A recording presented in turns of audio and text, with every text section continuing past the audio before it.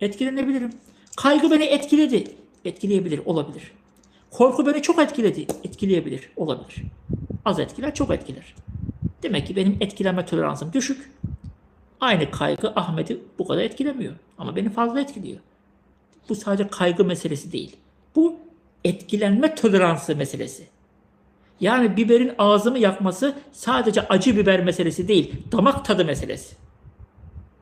Ne yaptık? Faturayı duyguya kesmedik, kendimize kestik. Faturayı duyguya kesmediğimiz için duygu gözümüzde büyümedi, küçüldü. Bir de bizi etkileyen sadece kaygı değildi, hatalı kaygı algısıydı. Burada da duyguyu günah keçisi görmedik. Bütün sorumluluğu duygunun sırtına yıkmadık. Bütün faturayı ona kesmedik. Algımıza kestik. Duygu iyice gözümüze küçüldü.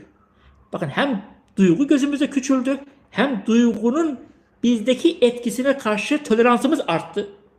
Hem duygunun ağırlığı azaldı yukarıdan, hem alttan dayanıklılık arttı. Bitti. Hem sırtımdaki yük azaldı, hem kaslarım kuvvetlendi. Bitti.